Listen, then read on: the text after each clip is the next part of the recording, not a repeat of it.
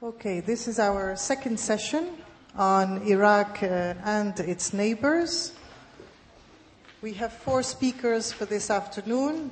This is a very substantive session, should be at least, and I'm sure with the 4 speakers we will have a rich presentations and discussion. I will abstain from making any introductory remarks. The time is very short.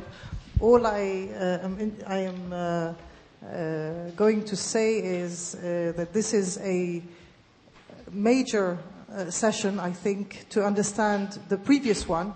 That is that with the regional players, we do have a lot of the prospects of stabilization of Iraq as political authority shifted out from the center of Iraq to its regions, to the United States for the last 6 years, and to its neighbors in many ways. So I think we will have interesting perspectives on the regional and the domestic situation of Iraq.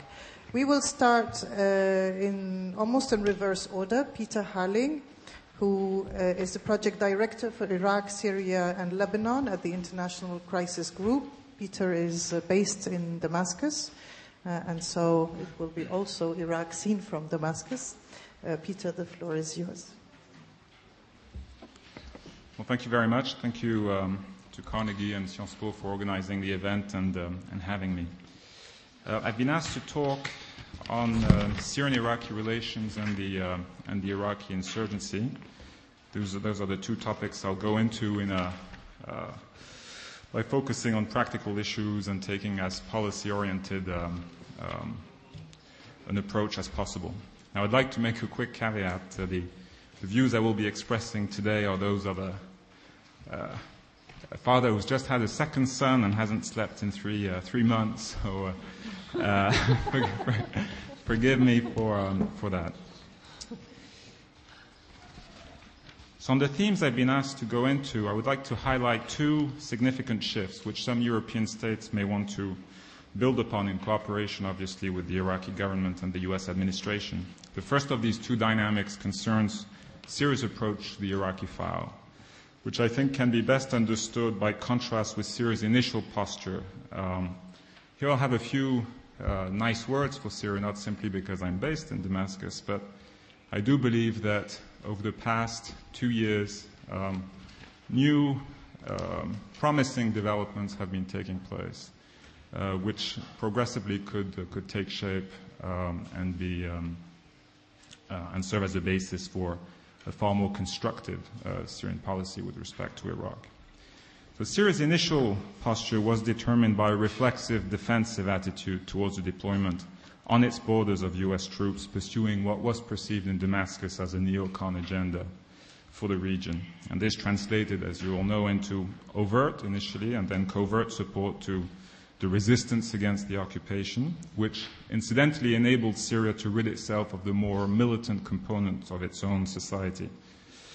Syria's initial posture was also determined by the interplay of Ba'athi, Islamist, tribal, smuggling-related networks, partly connected to each other, but also operating with little coordination or coherence.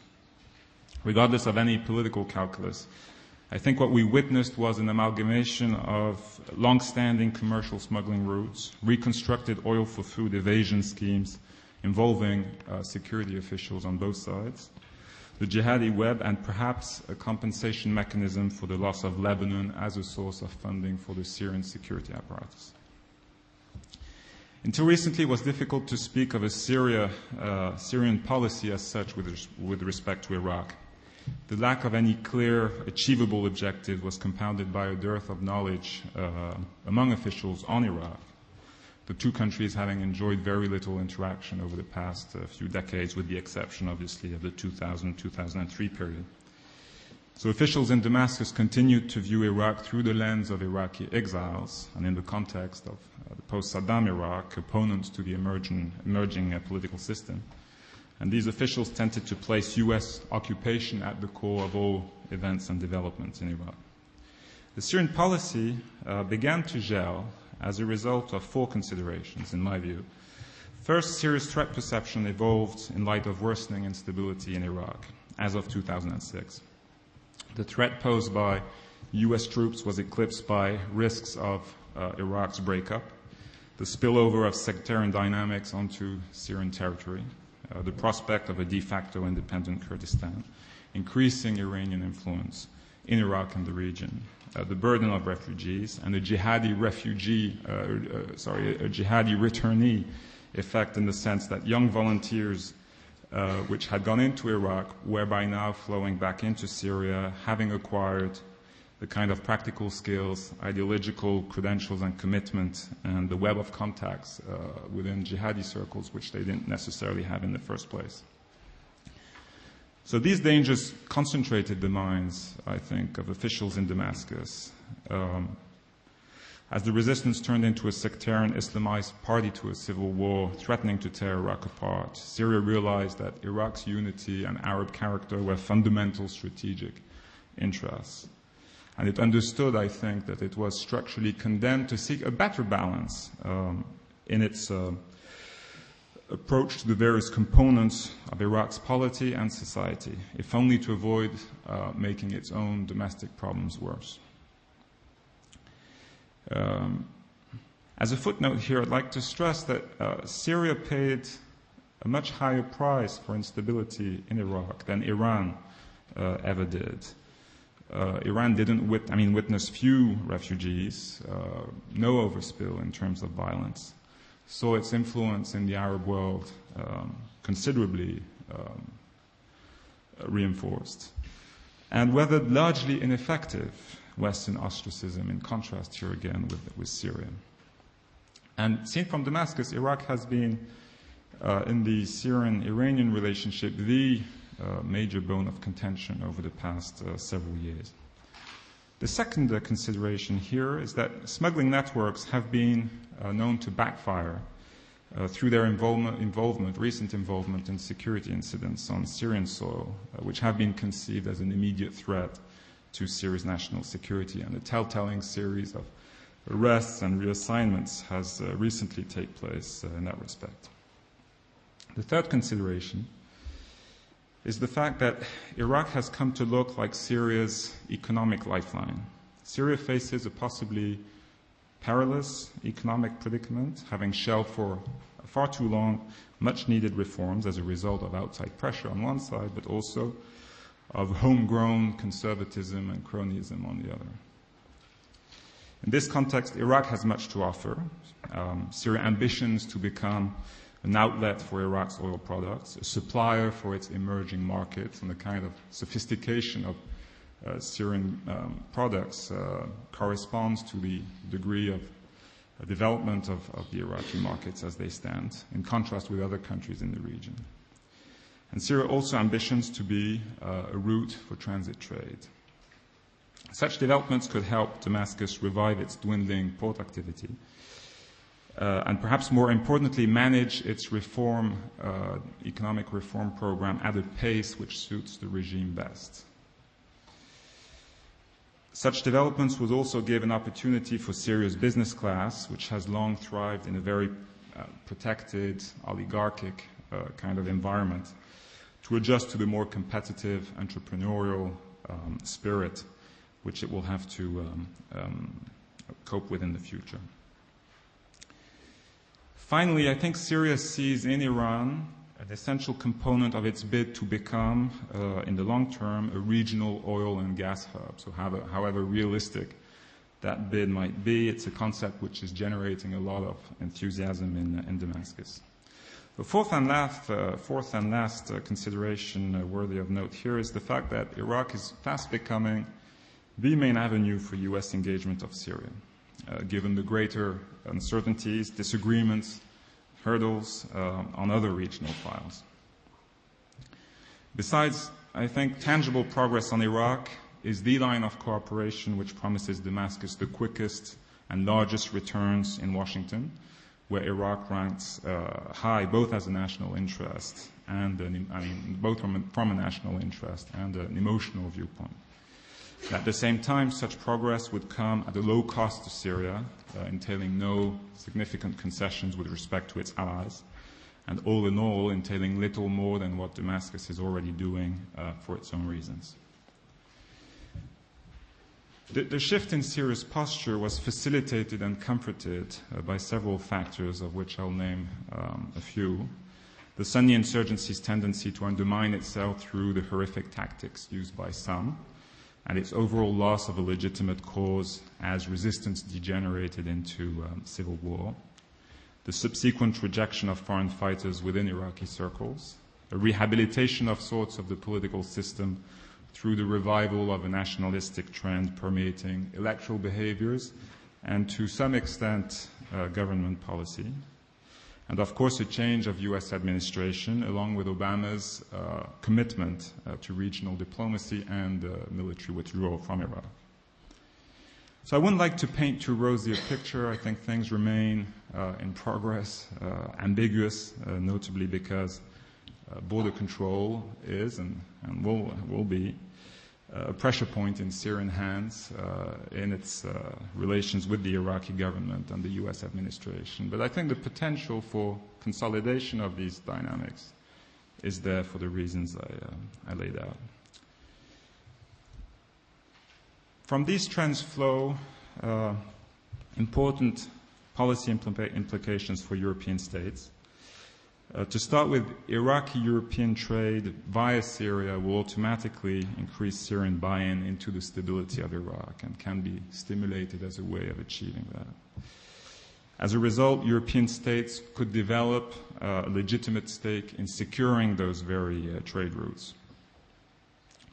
In the short term, one could envisage Syrian-European cooperation mechanisms over border control, which would usefully complement U.S. efforts in this respect, given the lack of trust between Damascus and Washington, some unhappy earlier precedents in that relationship, and also the potential for negative interference coming from other more divisive issues between Syria and Iraq, between Syria and the U.S., sorry. In the longer term, I'd like to insist on one point, which is that smuggling is and has been for decades a crucial component of the economy and political economy of Syria's eastern margins. Human trafficking, as I suggested early on, was latched on to long-standing lucrative smuggling networks. And addressing the wider issue of smuggling, I think, will entail investing at one stage or another in the future of Syria's more underdeveloped frontier governorates. And here also perhaps the Syrians might have a role to play. The second major shift I wanted to touch upon more briefly concerns the new Sunni landscape in Iraq. And here I'll make two key points. The first relates to the need to reach out to Iraq's wider Sunni constituency. I think the debate over reconciliation has been very much focused on the issue of the awakenings of Sahwat, and eclipsed by the more superficial aspects of reconciliation. In practice, little progress can be reported with respect to core legitimate demands expressed by Iraq's Sunni constituency. And in essence, Iraq's political system remains fundamentally flawed due to the lack of an underpinning, sustainable agreement over power sharing, the apportionment of resources, and allocation of disputed territories. But these are issues we've gone into already. The Sahwat themselves represent only a small, if visible, portion of that Sunni constituency. And even their full incorporation within the security apparatus would do little, I think, to address the more deep-seated grievances within the Sunni constituency at large. So reaching a grand bargain in Iraq is obviously a tall order for anyone, and in particular European states, although they may play a supporting role. A less intractable, I think, avenue for engagement by European states may be to reach out more specifically to what is left of the insurgency, al-Qaeda excluded, obviously. The insurgency is both considerably weakened and still a major threat to Iraq's stability in the future. The crucial shift I wanted to highlight here pertains to its willingness to compromise, at least as I understand it. A year ago, representatives of what's left of the insurgency boasted a very inflexible, unrealistic stance on the issue of negotiations with the Iraqi government or the US, calling as a precondition, basically, for the political system's complete overhaul. Now, they seem to me very focused on specific and workable demands, at least a range of them, which are related to the status of their prisoners, of their disappeared, of what they would describe as their martyrs, for which they seek some measure of recognition, perhaps even compensation for the families. They also focused on issues such as the mechanisms and the guarantees needed to ensure their rehabilitation within Iraq. So I think they seem to understand that this is the time to secure their future before U.S. withdrawal leaves them face to face with what they see as a very sectarian, unreliable Iraqi government. So here I see potential for a European state to engage. In practical terms, I think the need is not so much for mediation, but for a more modest role which would consist in ascertaining the existence of credible interlocutors within those circles, and ascertaining the existence of reasonable, workable demands emanating from them, as a way of mapping out possible negotiations between the more pragmatic elements of the insurgency and the Iraqi government, no doubt with considerable U.S. prodding. Thank you.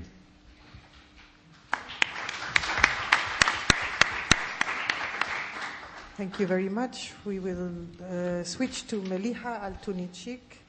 She is the chair of the Department of International Relations at the Middle East Technical University in Ankara. So this is more of a Turkish perspective. The floor is yours for 10 minutes. Okay, thank you very much. There were so many references to Turkish-Iraqi relations in the previous session, so I don't need to go into details, I think, and I don't have that time anyway.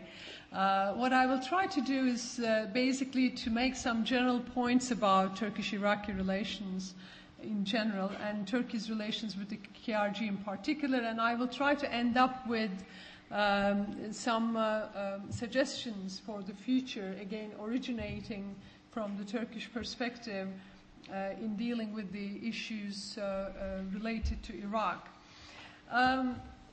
From the beginning of the Iraqi crisis, and when I say from the beginning, I in fact go back to the early 1990s, 1990, 1991. Of course, the crises have gone through several phases, but from the beginning of the Iraqi crisis, Turkey's general concerns about what was happening in Iraq have not changed, and I can group them under two headings. One was a more general concern about Iraq and its regional ramifications. This was a concern about stability in Iraq, which was a neighbor, and instability in Iraq clearly had repercussions for Turkey, politically, economically. And there were concerns about the repercussions of what is happening in Iraq in the region at large, the concerns about the collapse of the state system in the region, issues of regional balance of power, and also concerns about the economic ramifications of what was happening in Iraq. So these were general concerns that had an impact on Turkish foreign policy. As I said, these concerns intensified from time to time when the security situation worsened, for instance, in Iraq. These concerns intensified as well, or when the conflict in Iraq took a sectarian character with implications of sectarian conflict in the region as a whole, again, these concerns intensified.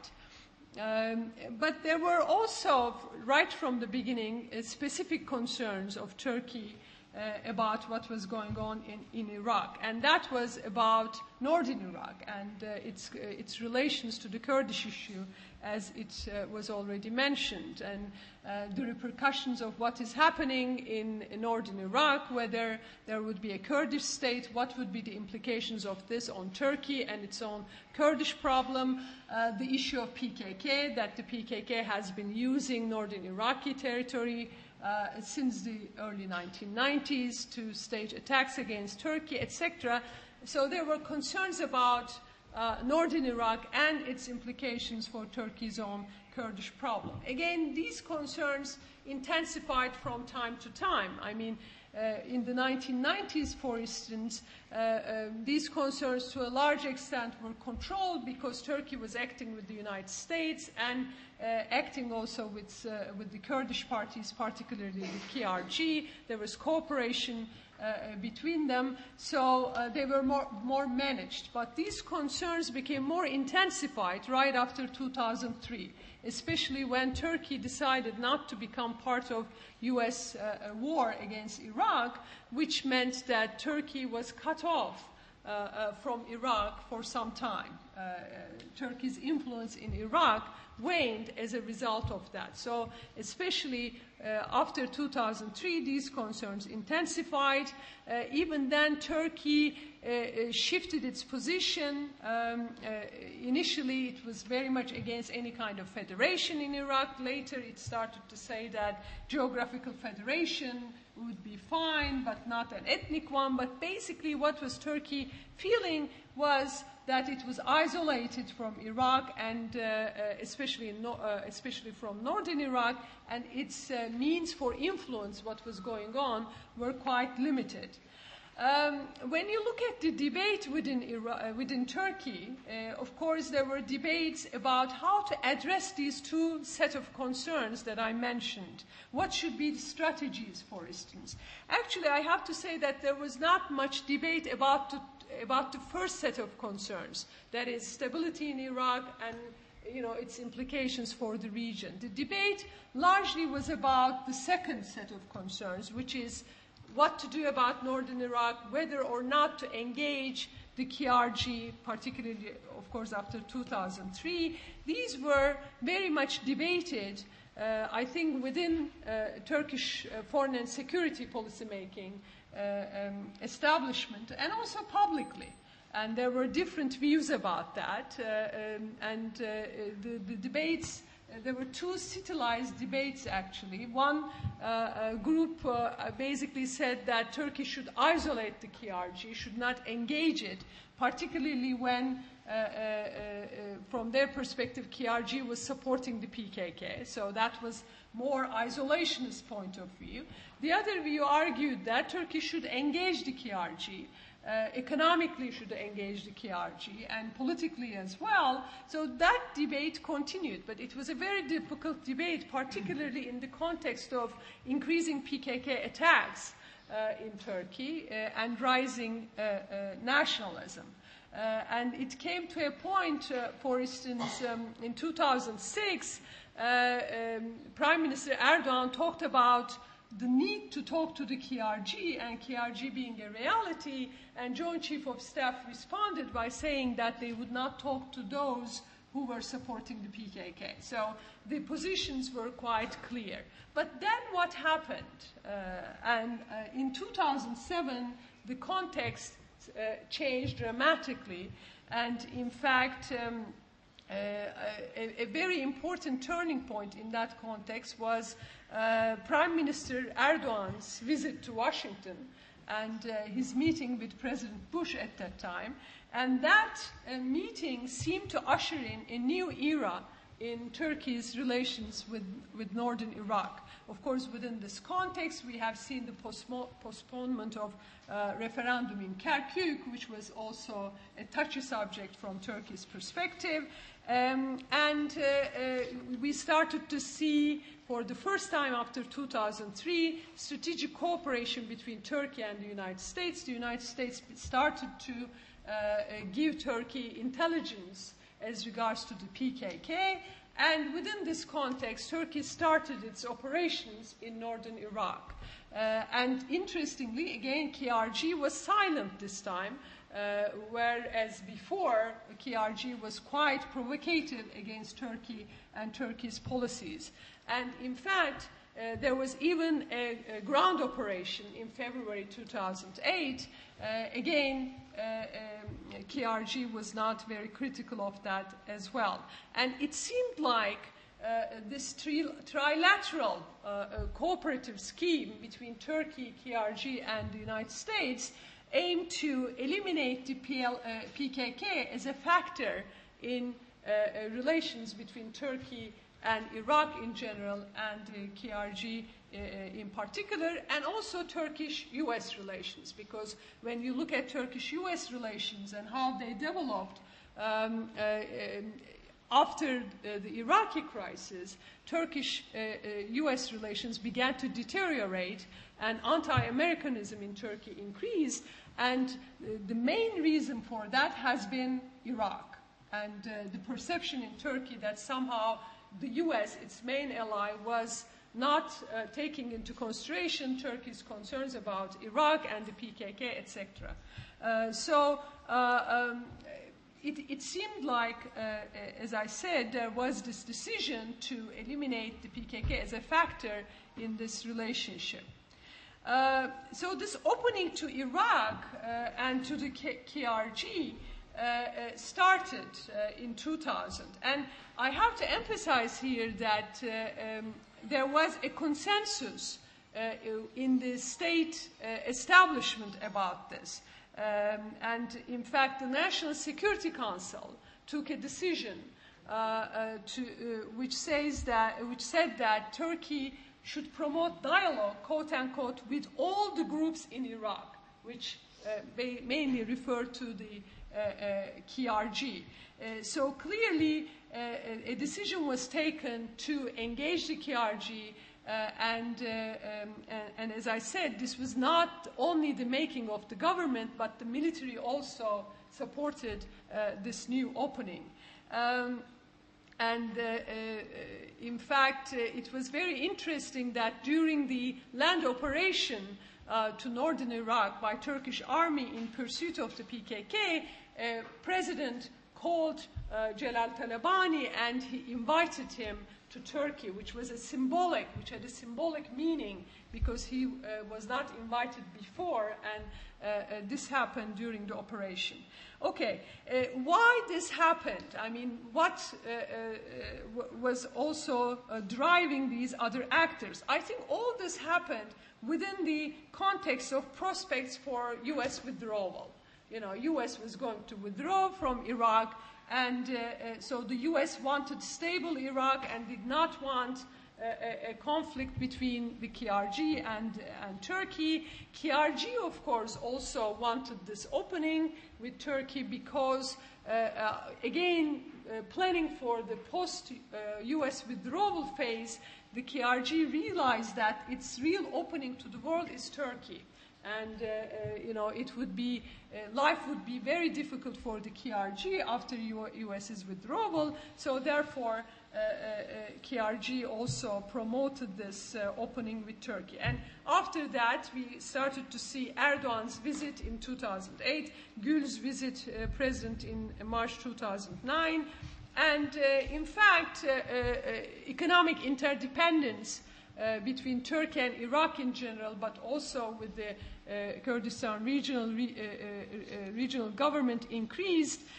But I have to say that Turkey's opening to Iraq has been supported by, opening to the KRG has been supported by a general policy of improving relations with Iraq in general and the Middle East, Iraq in particular, and the Middle East in general. So Turkey began to make use of its new policy of resolution of disputes through dialogue, promoting economic interdependence, engagement, etc., both in terms of its relations with Iraq and with the KRG as well. I don't have time, and there were already examples of this new policy. I would like to end with an important element of Turkish policy since 2003 as an important element of building regional security framework because this is also part of this conference. One of the policies of Turkey vis-à-vis Iraq has been what has been called Iraq's Neighborhood Initiative. And in 2003, this started. Later, Iraq began to participate in this. And this is I think they have already convened the 9th meeting of Iraq's neighbors. And this is a two-level framework. At one level, foreign ministers come together. At another level, it's the interior ministers. And this is, in fact, an institutional framework that is developing. And from time to time, EU participates when it convenes in an enlarged form, or the US also participated. This is, in a way, a rudimentary regional security framework. I mean, this escapes one of the problems of, perennial problems of Middle Eastern region building, that's the Arab-Israeli conflict. But then it deals with a very important regional issue, Iraq, because Iraqi issue cannot be isolated from its regional context, as has already been mentioned. So it is a framework that tries to deal with Iraqi issues and the issues originating from Iraq that affects its neighborhood, but in an institutional way, in a way that builds trust between the parties, issues like border security, etc. Of course, I don't have time to go into details of this. How do we build regions, and whether you need threat perceptions or economic interdependence, etc. But I would like to end with a point that I think with the coming of the Obama administration, there are more chances for such a framework to consolidate, because one of the problems previously was the policies of the Bush administration, especially trying to isolate Iran and Syria, etc. And another problem was, of course, Turkey's conflict with the KRG. Now Turkey's conflict with the KRG is no longer there, and Obama administration is at least promising new openings to regional powers. So I would say that because great power involvement in such a regional framework is very important, and I would argue that the U.S. Its involvement and its power relations could compel regional rivals to cooperate and consolidate this kind of regional framework, Iraq's Neighborhood Initiative, and I'll end here. Thank you. Thank you very much.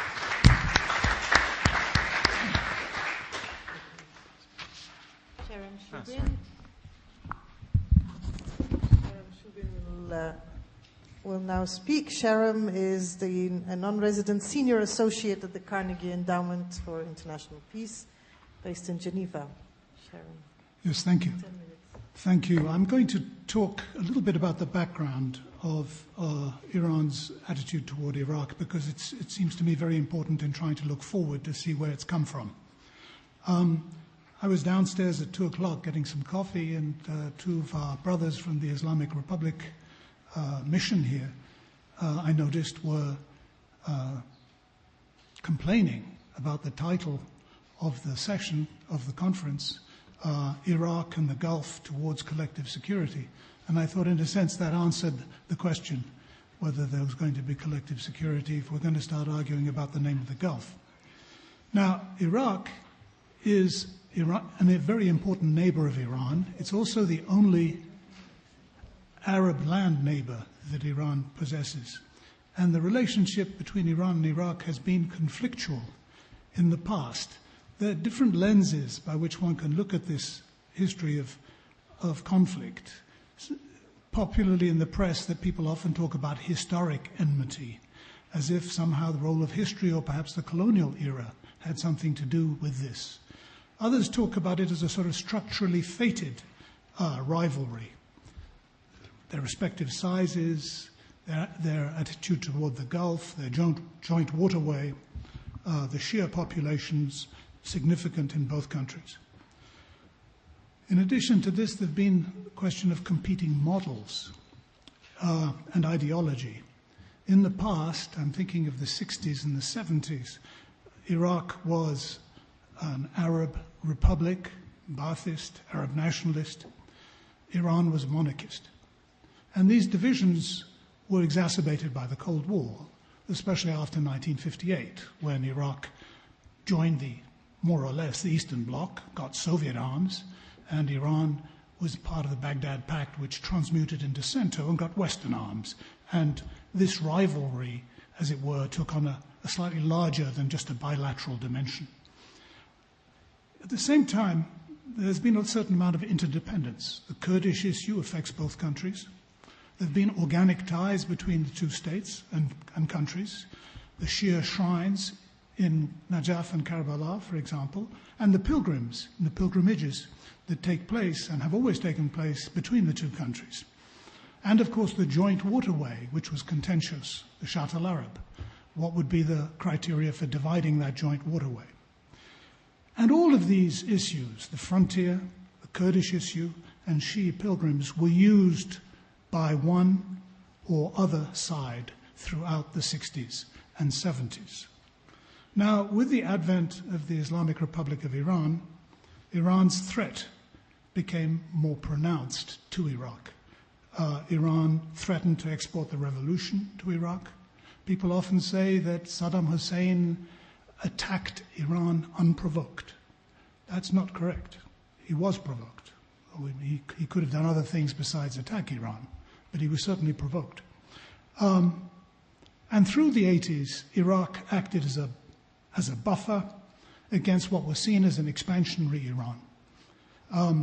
A secular Iraq, Ba'athist and Arab nationalist, against the Shia Persian masses or hordes.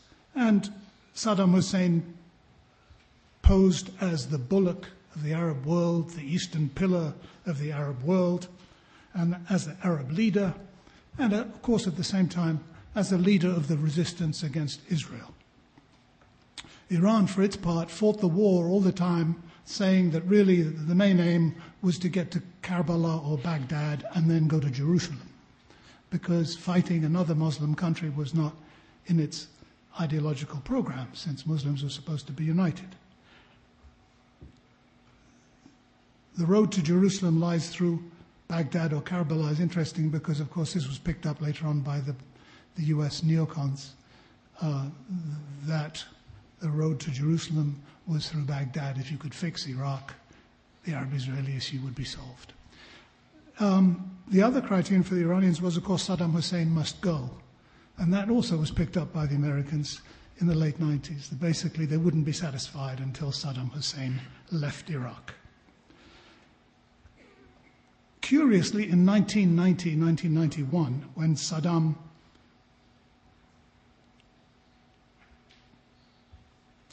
cashed in his military assets to invade Iraq, to try and invade, to increase its economic assets, curiously, the Iranians actually debated in the leadership what they ought to do.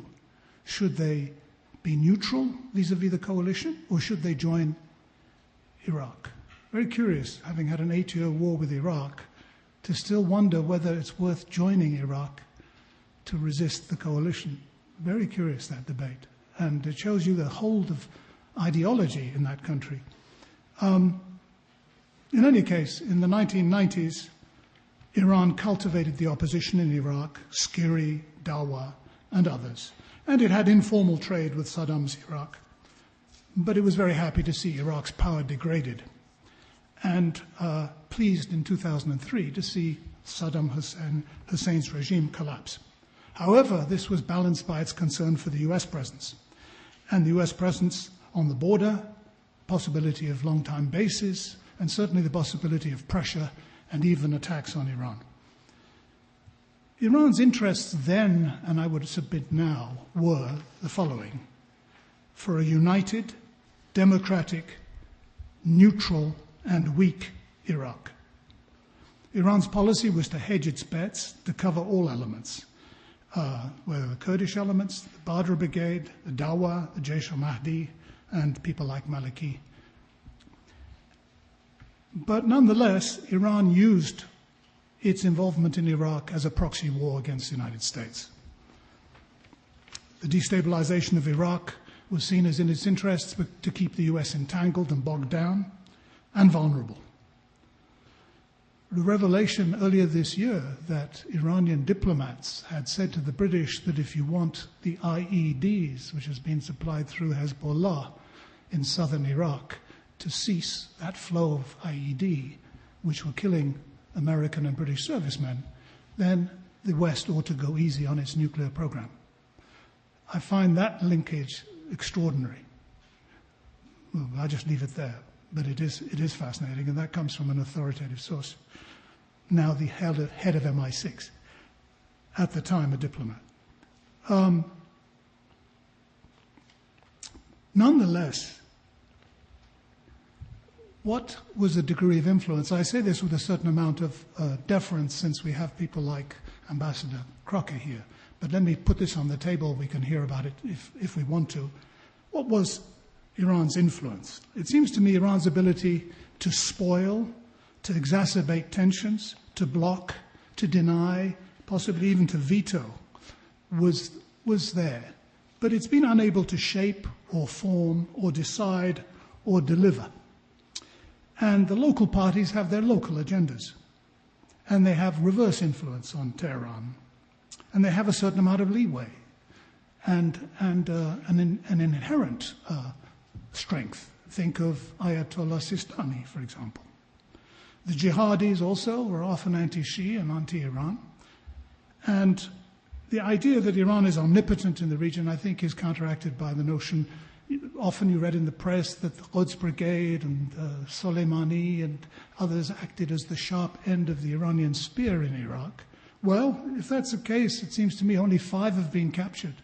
If they're omnipresent, I would have thought more than 5 would have been captured.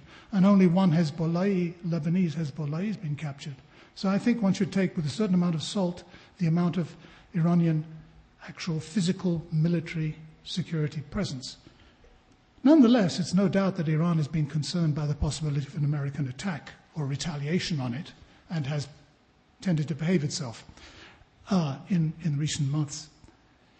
I think also that Iran's tendency to see the destabilization of Iraq as serving its interests has proven to be very short-sighted and to some extent a game of bluff, because who actually profits from a weak Iraq? Too much intervention by Iran, of course, stigmatizes Iran's friends in the Iraqi political context. Iraqis are nationalists first and not sectarians first, I would argue. And it's clear that a US withdrawal, which we're seeing now in stages, could lead to not the creation of the stable institutional structure discussed in the earlier session, but also to much more disintegration and violence. And who benefits from that? And who benefits from a sectarian conflict? And what happens if neighbors decide to get involved? And what happens if there are waves of refugees? All of this affects Iran directly, and I think the Iranians are very much aware that they have as much, if not more, interest in the stabilization of Iraq as the United States does. Iran wants then a united, stable, neutral, weak, but friendly Iraq. Not a competitor, not a competing model, and certainly not a Western base. It can help by investments, by foregoing destabilization, which it's been pursuing in the past, by not pushing sectarian identities and interests, and by not blocking, but rather encouraging, the, I think, relatively well-formed sense of Iraqi nationalism. With the United States reducing its occupation profile, and given the events of this month in Iran itself, I think its ability to focus its energy on Iraq will be somewhat diminished, and it might well prefer a quieter border and a quieter neighbor. Let me make a couple of comments about the nominal title of this session, which was about Iraq and the Gulf towards collective security. The preceding speaker nicely talked about the fact that the foreign ministers of Iraq's neighbors have actually been coordinating to some extent. Actually, this was true throughout the Iran-Iraq war, or at least I should say throughout the 1990s. Many times the Syrian, Turkish and Iranian foreign ministers met in the 1990s before 2003.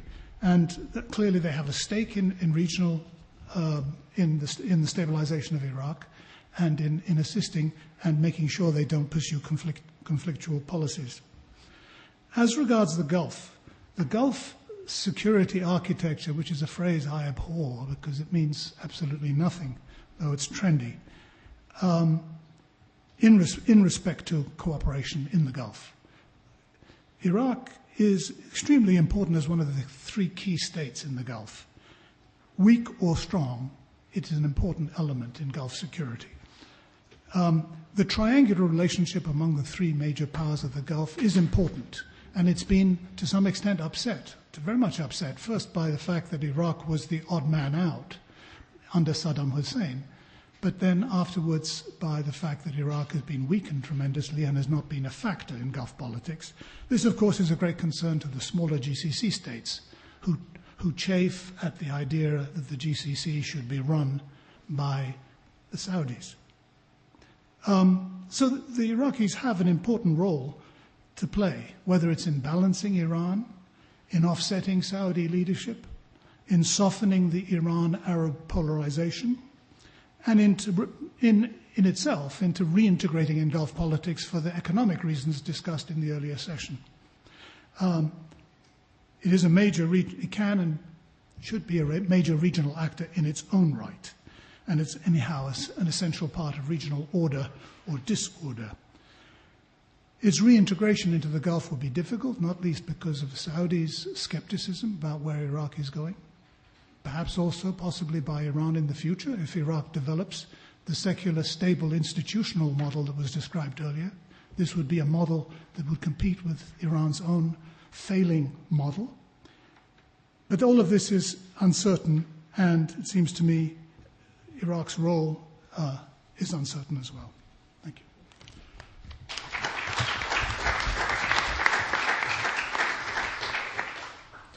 Thank you, Sharon. The floor is yours, Ahmed al-Shikaki, for 10 minutes. Ahmed is a researcher with the Study and Research Center for the Arab and Mediterranean, also based in Geneva.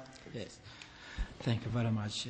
As I am the last one, and the last one is always the heaviest one, so I will be very shortly. First thing, when we talk about the security, or the collective security in the Gulf region, I would like just to define what we mean about the security in the Gulf region, because there is not one definition for these issues.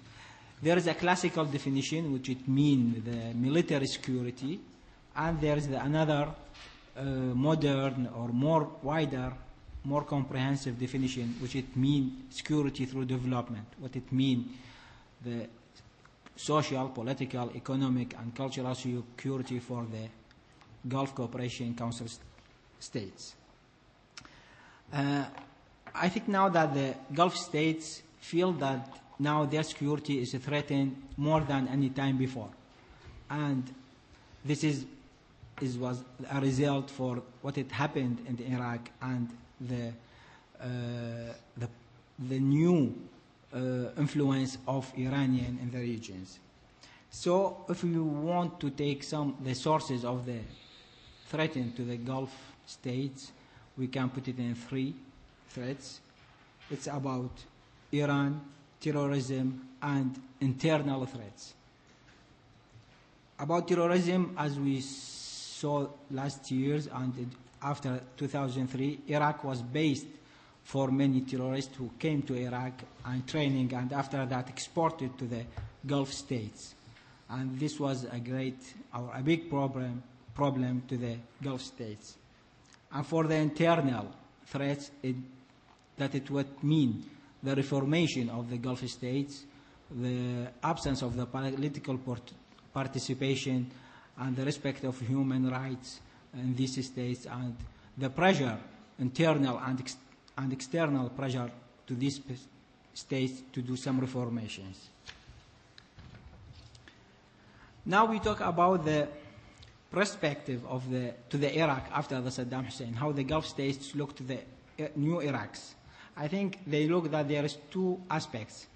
There is the guarantee, the positive aspect, and the threats and the negative aspects. If we talk about the threats, Iraq represents a threat for the regions. It's from some, it was based on several points. First point, it's the ambiguity of the future of the Iraq and the instability of the Iraq now. There is no clear vision of the Iraqi powers about the future or the form of the state which will be on Iraq, the new Iraq. In addition, the struggle between these forces to reach the power and to take more advantage in the new Iraq. And there is also the possibility of waged a civil war in Iraq. Maybe now it's more less than before, but always there is this threat for the Gulf region to see that if there is a civil war in Iraq, this will be extended to our countries. The second threat, it will be the expansion of the Shiite identities. After 2003, we saw that as the Shiite arrived to the power as a majority, and these majorities or these Shiite authorities at the beginning, for different reasons, there is no role or no authorities for the Sunnite.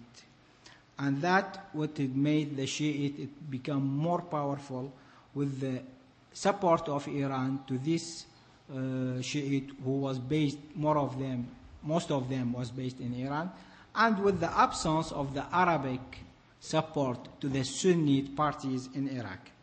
And there is no active role for the Gulf states to support the Sunnite.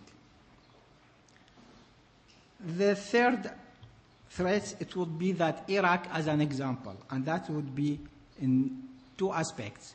There is the positive aspects that we said that a democratic Iraq, a stable Iraq, a strong Iraq, maybe would be a threat to the Gulf states, and maybe there will be more claims for the Gulf states to change their regimes or to do some reformations about their systems, and that will threaten the political authorities in these states. The negative one would be when we talk about the division of the Iraq to three states, Kurd, Sunni, Shiite. This scenario, it was threatened to the Gulf state because this scenario must be exported to the Gulf states. And we know that there is some politicians who said that there is the new Middle East project. So the United States try to divide the Gulf states and to be not divided in the form of the Iraq, no, but to weaken these states and to prevent the extension of the Islamic groups through weakening the Gulf states. So this is a scenario which is proposed. The fourth, it was Iraq as an alternative. As we said, if Iraq was a strong and a stable state with the accord or deals with the United States, security, political, diplomatic, cultural, this can be an alternative from the Gulf states, as Iraq have most potential resources. Iraq is the second, and maybe they will become the first reserve of petrol in the world. They have a strategic position. It's near from Syria. They can surround Iran. So the position of the Iraq and its resources, maybe it will be more attractive to the United States than the Gulf regions. So at this time, if there is an alternative to the United States, the United States can play a different role against the Gulf states, and maybe they can ask them to do more reformation, and more political change in these countries. The last one, and this is the great problem as a threat in Iraq, is about the frontier and the demarcation of the frontier between Iraq and Kuwait and Iraq and Saudi Arabia. This is the problem, and the problem of the Iraqi debt and the compensation. This problem always proposes many differences and many threats to the Gulf states, and even with the declaration of the officials from the two countries. So, unresolved problem of frontier demarcation and compensation, it will still a threat for the Gulf countries. Now we talk about the guarantees. I think that the Gulf state, the removal of the changing of Saddam Hussein from the power, this was a great guarantee for the Gulf states.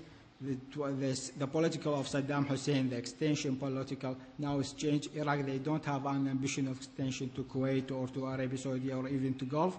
So this gave the Gulf states some guarantees.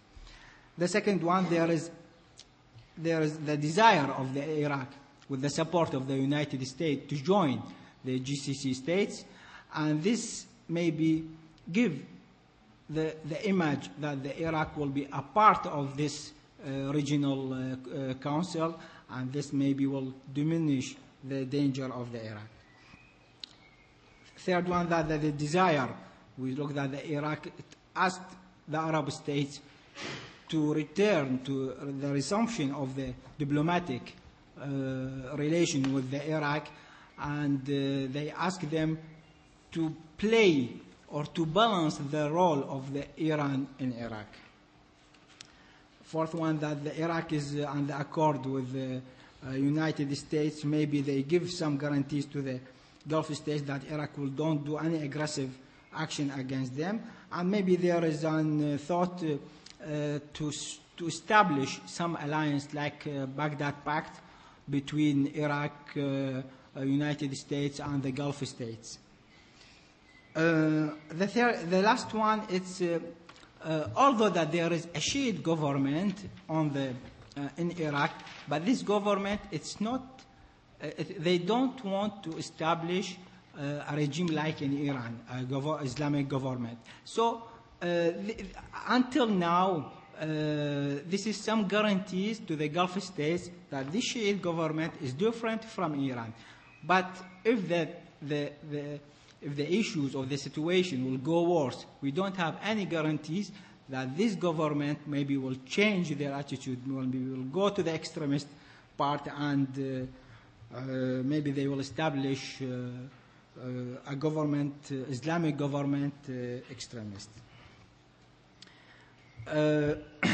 In general, if we talk about we can't talk about one Gulf opposition with Iraq, because there is different, because 6 states and each state have a special politics towards Iraq. As I said, the politics of Kuwait is different from the politics of Arabia Saudi, is different from Qatar, is different from Bahrain. Each state have their historical story with Iraq, have their connection and economic ties with Iraq. In general, we say that after 23, the position of the Gulf state, it's a weak position, and it depends on declarations and discourse more than actions. Many Gulf states now waiting and look to the Iraq and what will happen in the future, and I think that it will not be in the interest of the Gulf states, because it will be too late to work. For some strategies about the withdrawal of the American forces, maybe the Gulf states will try to protect their frontiers as Saudi Arabia do now, and maybe there is also a position. We think that now the Gulf states don't want a strong Iraq, the situation of no war and no peace. So don't want strong Iraq, but a weak Iraq, but not unstable. Some strategies to deal with Iraq, they must to support the Iraqi to exit from his problem and preserve the Iraq unity, support the national reconciliation and preserve on all of his parties to exercise some pressure to all parties to go to the reconciliation process, resolving all problems related to the frontier and compensation, participating, this is most important aspect, that Gulf states must now participate in the reconstructing of Iraq, and this will be the first steps towards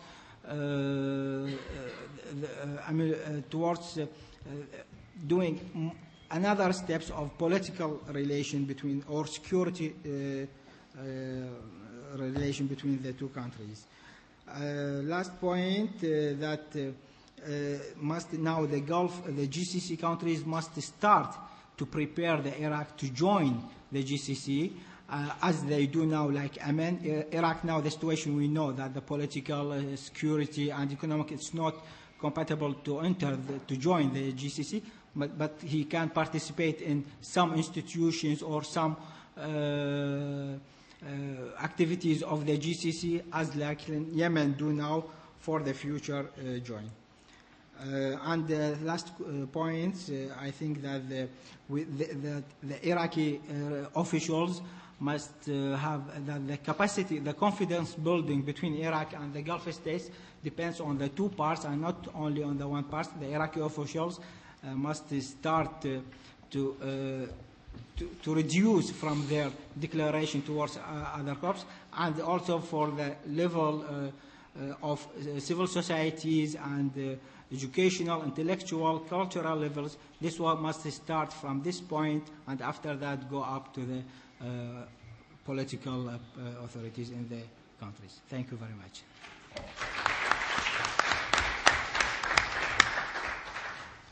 Thank you all, and thank you for being disciplined in keeping up with time. We have a half an hour for a discussion.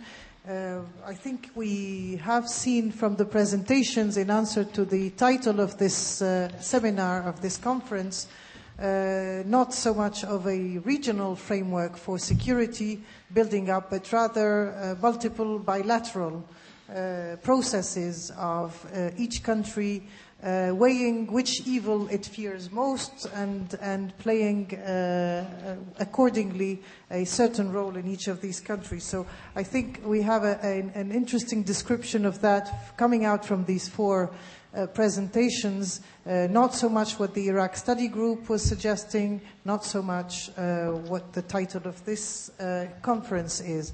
The second point is, and this is not a question really, but you may have a chance to comment on this depending on if we have time after the questions or during the question time, that Iraq is surrounded by two very powerful nationalist states, Turkey and Iran, and that in response to the rising Shia sectarian threat in Iraq, we do see a game coming out from Saudi Arabia in coordination with Damascus, with Syria, in encouraging a nationalist trend in Iraq. That is, that having contributed to bringing down a strongly nationalist, chauvinistic regime under Saddam Hussein, the alternative, the vacuum, has been filled by a Shia rise, and therefore this evil is a much more powerful one and a much more threatening one to Saudi Arabia and the Gulf states. And so it is interesting now, and it is opportune to encourage again a nationalist trend in Iraq, and we are seeing that the most unpleasant characters from the previous regime are being courted and entered into discussions, basically because this trend is something that the Gulf states see as interesting and opportune, and see that Syria might bring back some form of Ba'athist strength within the country in order to raise again some nationalist identity for Iraq, which institutions are heading towards more of a multi-sectarian society and identity. And I think you mentioned quite correctly the ambiguous future of Iraq's identity. In any case, I will. This is not a question that I'm asking for answers right away, but just comments. And I will take now questions from the floor. There is one hand from Saifuddin, and then Jean-Louis Gergorin and gentleman there, please.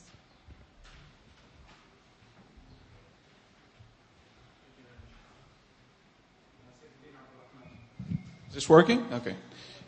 3 quick questions, actually. First question is for Peter.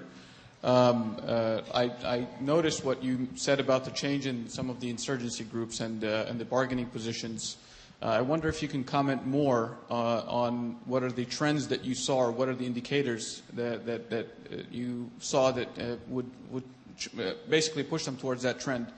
And comment also on the Harith al-Dhari, the recent announcement by Harith al-Dhari also on representing the insurgency in negotiations. The second question is for Dr. Al-Tunisik and Turkey. I wonder if you can comment on Davutoglu's strategic depth idea, and particularly how it relates to Iraq. You mentioned the Turkish-Kurdish issues, but I wonder if you can talk about the broader Turkish-Iranian relationship and where Iraq fits into some of those issues. And the final question is to Dr. Shubin and Iran. On the veto and the spoiler and whatnot. I think a quick comment to that is Iran also plays a role in setting a framework, if you will, politically sometimes. And I wonder if you can comment on how long you see that happening towards Iraq within the Iranian regime, and what are the discussions, if any, happening on Iranian policy towards Iraq, particularly because that policy is set closer to the clerical establishment in the IRGC more than it is set in the political establishment. Thank you. We'll take 3 questions and then a set of answers. Monsieur Gergorin, here on the right. Plus bas, encore un peu plus bas. Voilà, merci.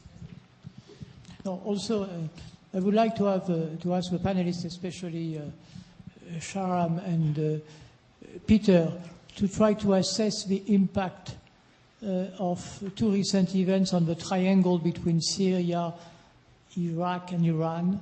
The 2 most recent events are obviously what is happening in Iran, with the prospect of a hardened regime, with difficult relations, increasingly difficult relations with the West, in spite of Obama openings, and the recent re-establishment of diplomatic relations between Damascus and Washington. How do you see these 2, in a sense, conflicting trends? One positive, which is reopening between Damascus and Washington, and the other negative, the new tensions between Tehran and the West. What will be the impact on the triangle, or the line, the relationship between the 3 countries?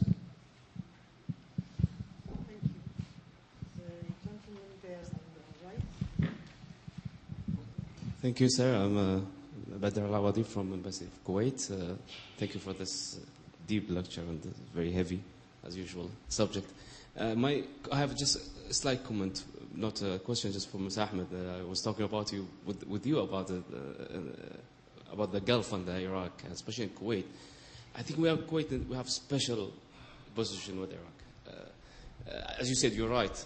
Each Gulf country has its own policy, but mainly Saudi Arabia and Kuwait directly have a special position, and especially us in Kuwait. It's different. I don't like what a lot of people say, that we like Iraq to be weak. Weak is not in our hand.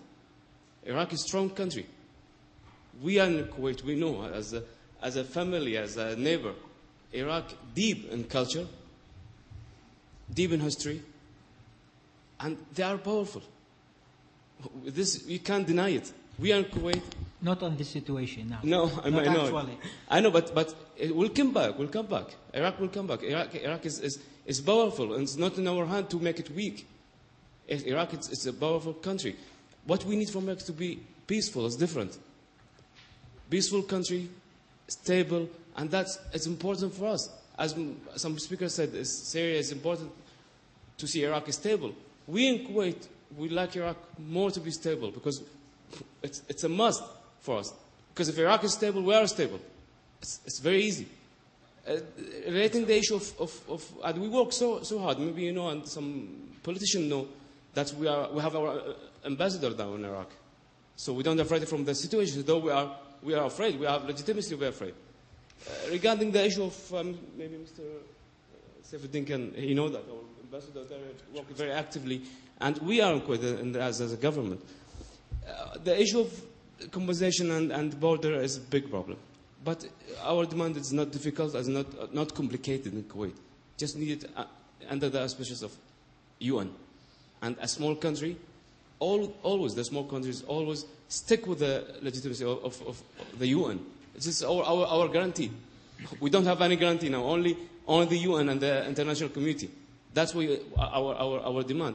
The demands of Iraq is not also too big. Yeah, exactly. It's Bilaterally from 7th chapter and bilaterally we are sweet. Bilaterally our relation is sweet. It's good, but we talk about what we our demand. It's a difficult issue, but there's a UN resolution. In one side we are calling Israel also to stick with the UN resolution. Also, everybody have to be abide to respect the UN. Can I ask you to keep your question? Okay, please. Last one. My question, my position, as I said, as to Ahmed is, we will be always with you. We'd like to Iraq to be stable, and we work for that. This is very, very important. GCC is different. Just my question for GCC. There's. When you think is timetable for Iraq to join the GCC, what is your thinking about joining GCC? Because the GCC have a process like EU, like everything. There's some it's not directly to be intervened. Just if you can elaborate more on the GCC. Okay. Yes. Thank you. Thank you. Can I see how many hands still are raised? I have one on the left. Okay, no. So we'll go for a second round in a minute. I'll give you a chance to answer these questions first. Sharon, would you like to start? Could take them in reverse order. Good relations between Kuwait and Iraq, certainly, but Kuwait will have to be a lot more flexible on the maritime borders than it was before, UN resolution or not. It just makes good sense to keep your neighbor happy. But more important is the question that was addressed to me directly, which was Syrian-American relationship and the impact on Iran-Syria relation, in addition to the hardliners stealing the election or winning the election, and what that means for Iran's foreign policy. I think very briefly, I don't think the Syrians will give up their contacts with Iran. I think they're trying to get out of isolation. They managed it last July the 14th with the help of your president in this country. But the Hariri assassination thing has been dropped for lack of evidence or reliable evidence. And so Syria wants to get out. Now, of course, it's possible that it may play with the United States, in brackets, Israel, to see what it can get. But I think that this relationship with Iran, until Iran collapses or becomes a negligible player, the domestic aspects of the Syrian regime require it to still resist and to stay in that alignment. As for Iran's foreign policy, I think that's another subject, but I think definitely whatever the scenarios you can paint for the future of Iran, the hardliners having been vindicated, foreign policy having been a big issue in the election, surprisingly, they're not likely to soften that foreign policy. They see themselves on a roll. They may be slightly weakened by what's happened, but they still have this very parochial idea the US system is in decline, it's in collapse, and so on and so forth. So there won't be any need, I don't think, in Tehran's part, or any urgency in improving relations. I would nuance that a bit if I had time, but I don't. But generally, I don't think that Syria will go very far, and I think Iran will continue its blandishments to keep the resistance front alive.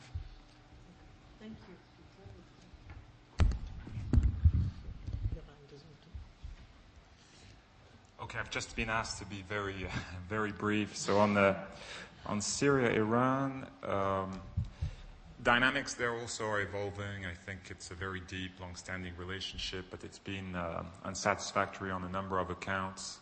Economically, obviously, it's a relationship focused on security cooperation. There's been very little investments of any kind. Numerous memorandums signed, etc., but very few bricks actually being laid down. It's been unsatisfactory also in terms of the nature of the relationship. I mean, the Iranians tend to behave as the bigger brother, or if not the senior partner in this relationship, and that has a tendency to alienate Syrian officials. They have considerable overlap in their interests in Lebanon and the Palestinian arena, much less in Iraq, and that's been creating a lot of friction since 2006 in particular. So it never really comes up to the surface because it's that kind of relationship, but I think there has been a lot of resentment within the regime. I could go on like this. So it's a very strong relationship, but which remains, and this is, that's the way it was described to me by one very senior Syrian officials, it's a cruel strategic relationship. So Syria has been moving away from that, not in terms of cutting ties in any way. Obviously, it wants to retain strong ties, but it wants perhaps to dilute Iran's influence.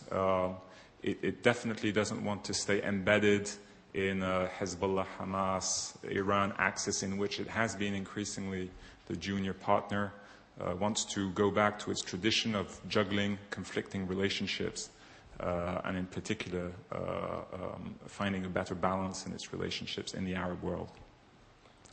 I could talk about elections in Iran and the impact in Syria, but it's very unclear for now, so I'll leave that. Just to respond to Saifuddin, unfortunately, I mean, these are very tentative conclusions based on exploratory contacts. We did a rather comprehensive report in 2008 based on very intensive discussions with representatives of all groups, so I refer you to that. Things have been evolving, in contrast with those conclusions published at the time. What I find very striking is that now, as then, there's a very strong convergence between the various groups on their basic positions, their discourse. It's changed, but still they converge.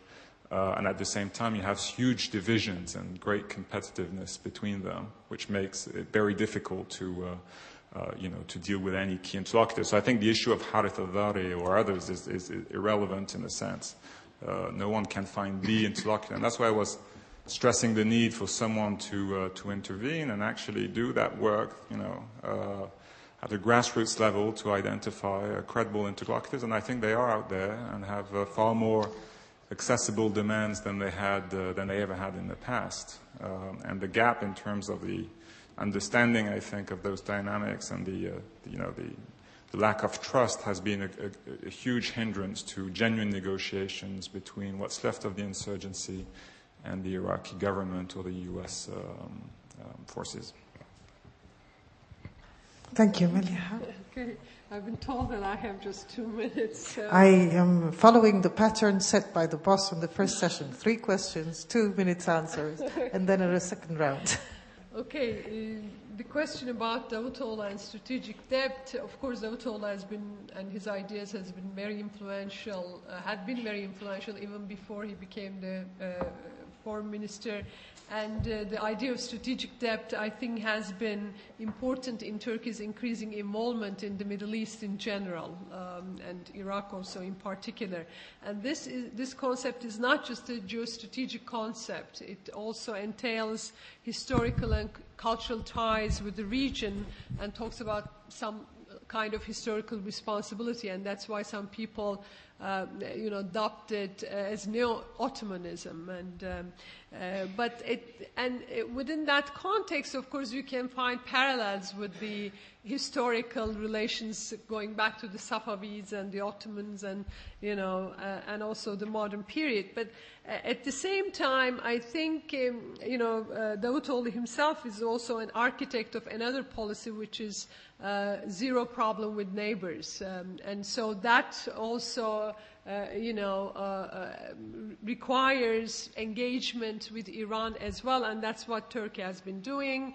In fact, in recent years, the relations with Iran also developed. Of course, strategic context helped this, but there is also the policy of not isolating Iran, trying to engage it. I mean, I talked about, for instance, again, going back to your point, multilateralism. Of course, power relations are important, but some of the examples that are coming are based on, ideas of balancing threat, particularly excluding Iran, whereas Turkey's proposals have always included Iran in any kind of a regional security framework, especially within the context of Iraq. So it does not really require isolating Iran in that sense. Thank you. Okay. That's brief. 2 minutes. 2 minutes. Okay.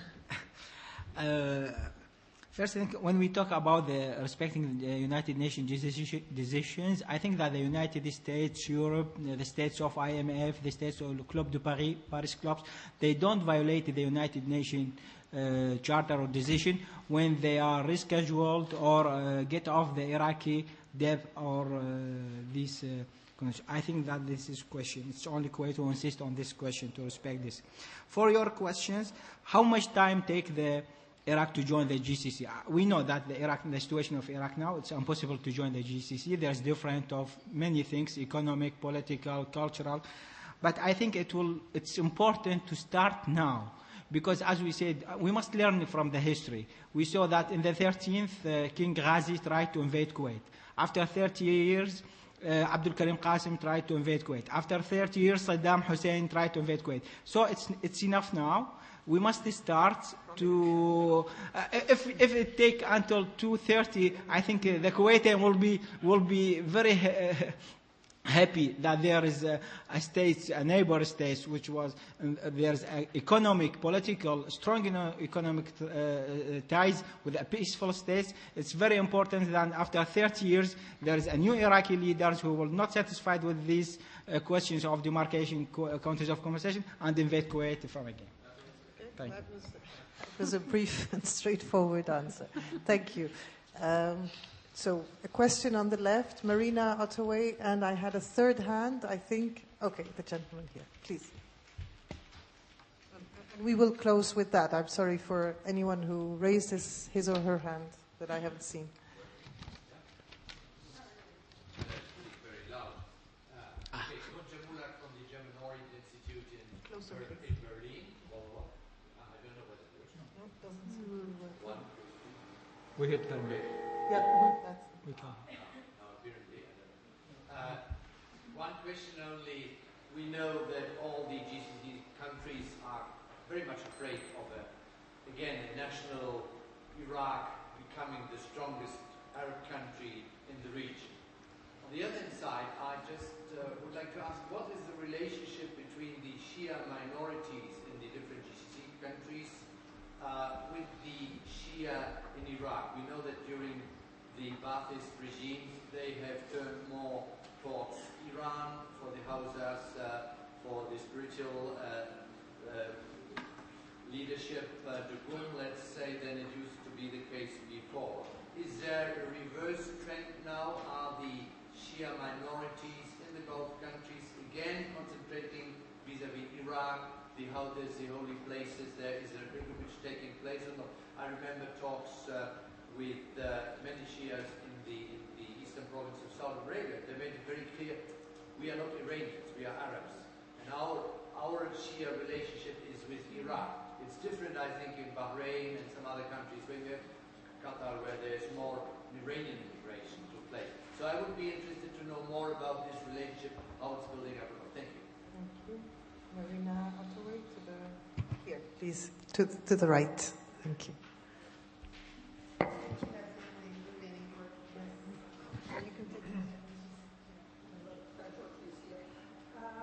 Basma pointed out in her remarks that it's not working.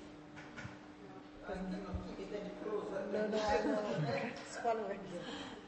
Let me see if I can make No, it's controlled from up there, it seems. Well, let me see if I can make myself heard this way. Basma pointed out that what we have heard a lot about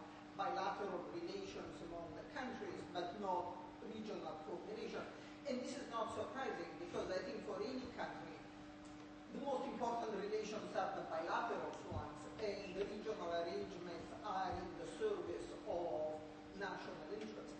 But that you said that the question is really, is it possible is it conceivable that out of these disparate interests and concerns, some sort of security arrangement with Iraqis? Some sort of collective arrangement with Iraqis?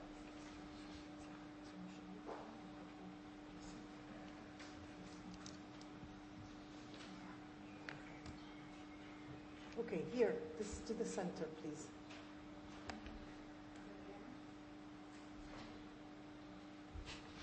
Can we get some sound into the microphone, please? It's controlled from up there. It's not from. Yep. Yes, there's some echo. Some echo. I don't know if this is any better. But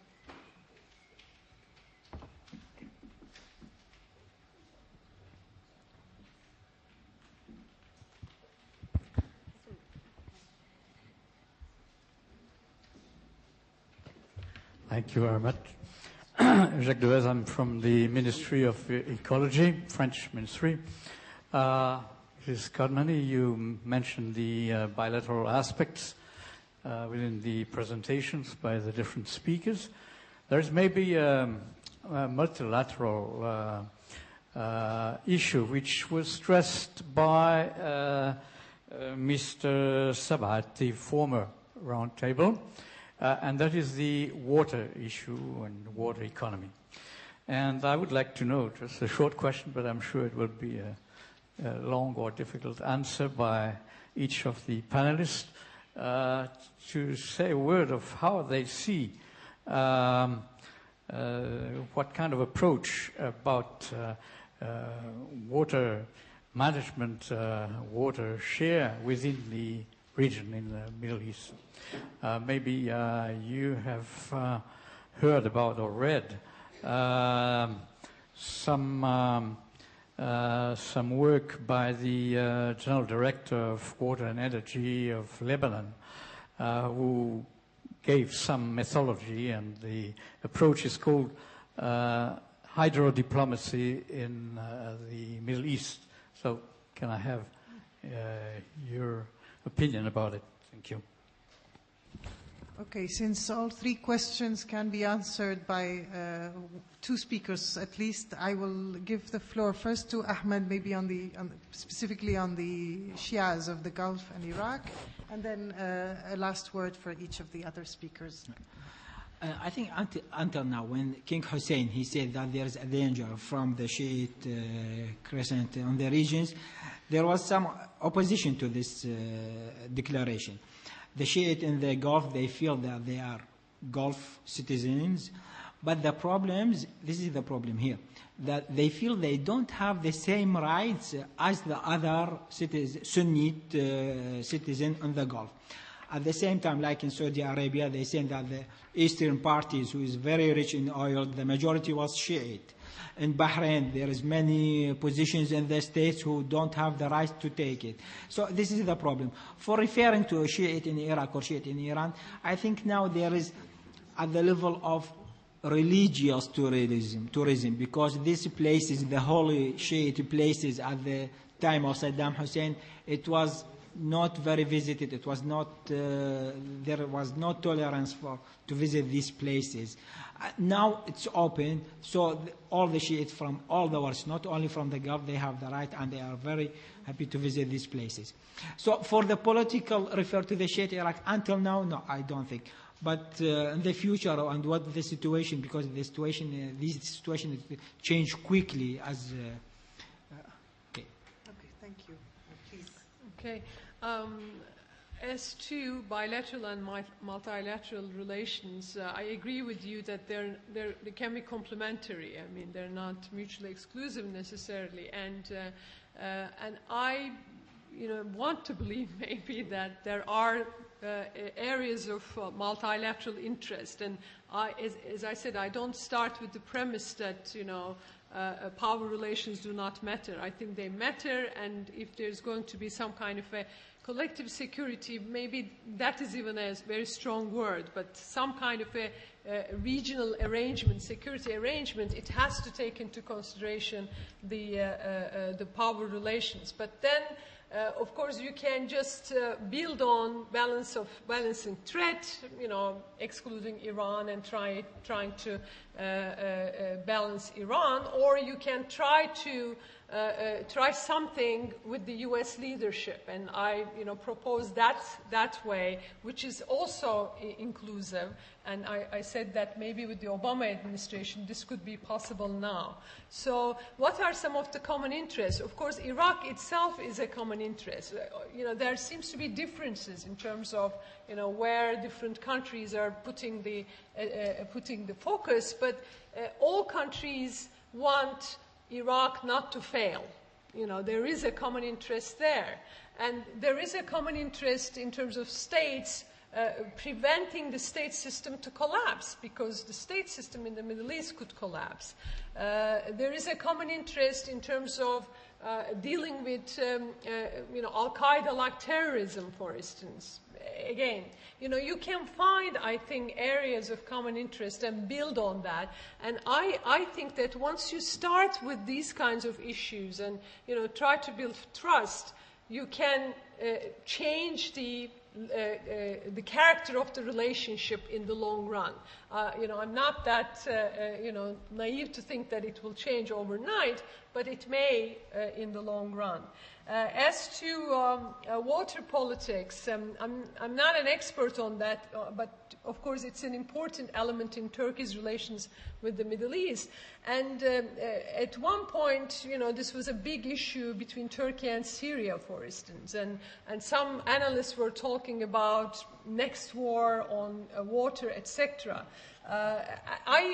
Even at that time, I tended to believe that, if the political relations improved, water issue could be approached differently. And that's exactly what is happening with Syria, for instance. And, both sides are taking the issue as a more technical issue, environmental issue, and engaging cooperation, more functional cooperation, actually, in terms of water.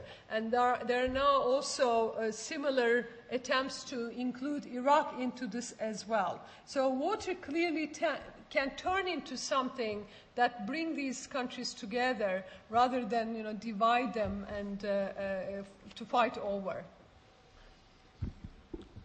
When the world is sensible. Sharon is... Well, there's an example. Right, very quickly. No, I totally agree that for the functional side, you see it already in the GCC to some extent, not on the water issue, but on extradition and some other things that are not very political. I think Iran has some cooperation with Qatar on water, doesn't it? I may be wrong. But it seems to me that those are things that can be done. But the question that Marina asked, even with the bilateral priority for national states, can collective security arrangements arise? The answer is no, Marina. Thank you. I want to make it short. Two quick closing remarks also on the Shiite issue. I think Sistani has been making significant inroads, as far as I hear, in Iran and in the Gulf too.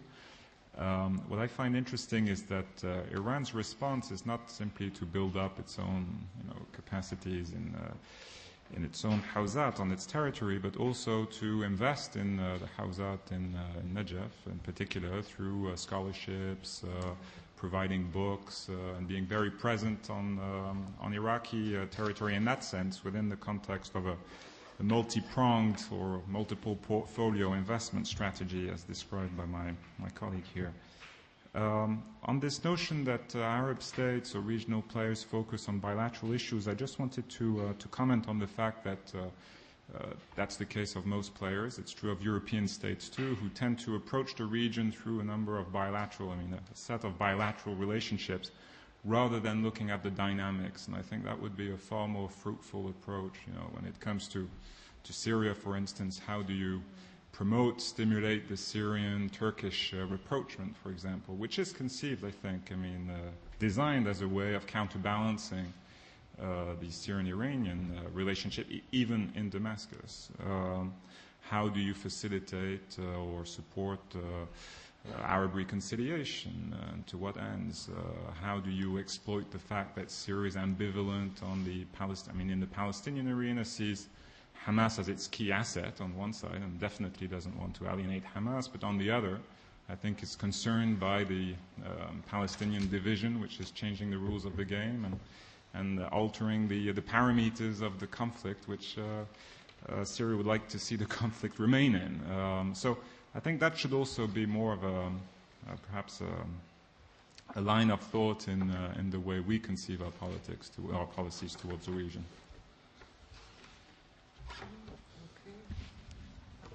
I suppose all of these issues will come up again, especially the security arrangements, the regional ones, and the role of the United States and Europe in tomorrow's morning sessions.